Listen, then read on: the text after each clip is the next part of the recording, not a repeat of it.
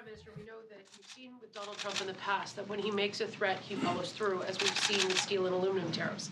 The newest threat is to put tariffs on the auto sector.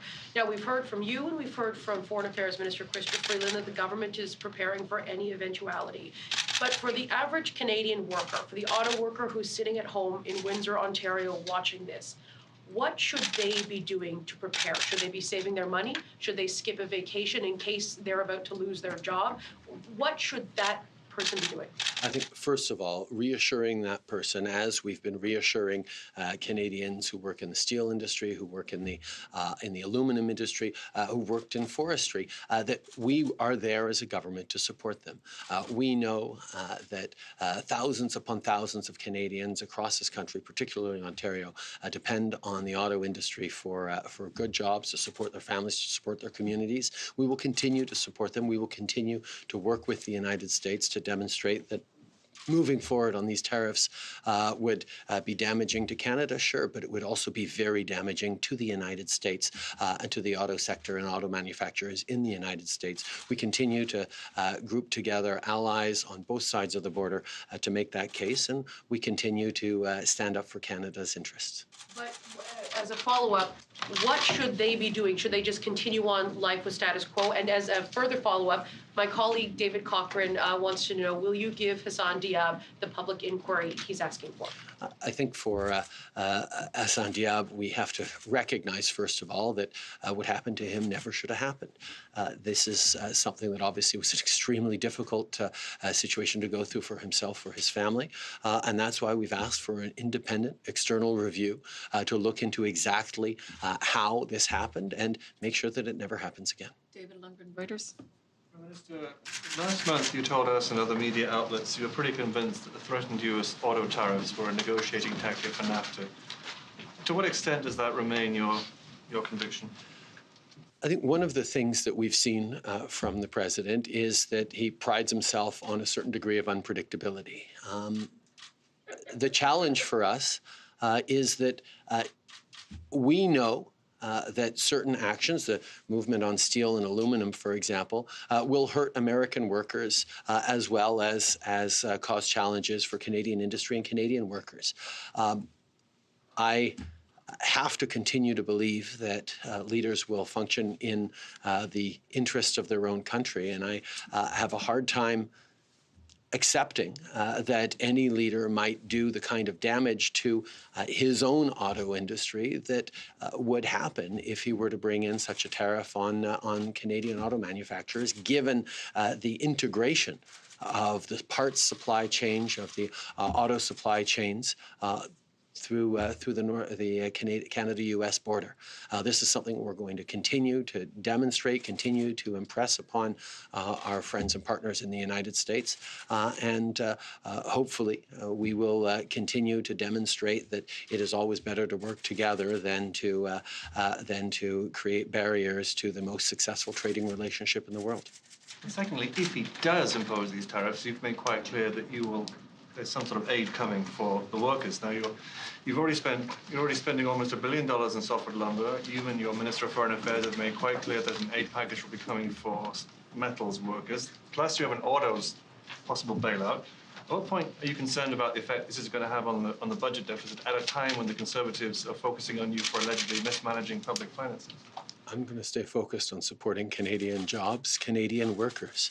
I'm going to continue to make sure that families have food to put on their tables, and that we continue to invest in the kind of high-quality skills training and education that Canadian young people, Canadian workers continue to need to compete in a global economy and global supply chains.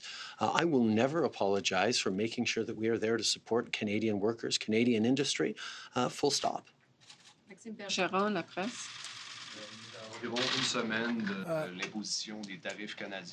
We're a week away from the imposition of tariffs on Canada. Is there any last chance meetings planned with Mr. Trump? I can assure you that we were really clear in our meetings with the president that we would go forth with the tariffs. due to the Americans' actions. Our Foreign Affairs Minister is constant contact with Bob Lighthizer and others within the U.S. administration, and they know very well that we're going forth with these measures.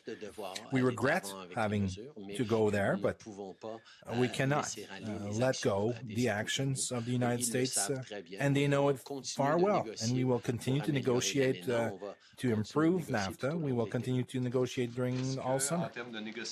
In terms of the negotiations on NAFTA, is there any sessions or discussions or meetings that are planned? Yeah, there are absolutely some sessions and meetings. I don't have the dates exactly, but I know that it's the intent of negotiators in Canada and in the United States and most probably in Mexico as well, in the transition period in Mexico, but we will continue the negotiations during the summer. All right, so we're listening to the Prime Minister today, the final day of this session of Parliament. Justin Trudeau giving his take on the government accomplishments and legalization of marijuana, getting a lot of attention. Also, of course, trade relations with the United States. That's going to do it for our team today. The folks at Power Play in Ottawa will continue our coverage of the Prime Minister live in Ottawa today. Do you think that Canada is suddenly so much in Donald Trump's crosshairs? Is this just a tactic to drive a harder bargain on NAFTA? Is it personal or what? I recognize, I think we all recognize that the relationship between Canada and the United States is closer and more complex and deeper than the relationship perhaps in any two countries in the world. The level of coordination, complementarity, collaboration between our two economies leaves lots of issues on if one wants to make points or push a certain narrative. But I'm going to remain focused on the fact that this relationship has been also one of the most successful trading relationships in the history of the modern world, where two countries have worked together, grown together, and prospered together in innumerable ways over the past decades, over the past century and a half, to the tremendous benefit of citizens in both our countries. And there have always been challenges in a relationship as deep and complex as this one. But my focus remains on the tremendous benefits that we can continue to draw if we work together thoughtfully in ways that create the win-wins that we know are out there. What is then the narrative that you think is behind this sudden focus on Canada and all the little plucking of all these little grapes then? I'm not in a position to opine on motivations of the president. I'm going to stay focused on the relationship that we're building, on defending Canada's interests, on looking for ways to further push the benefits of improving and modernizing NAFTA that will accrue to peoples in all three of our countries.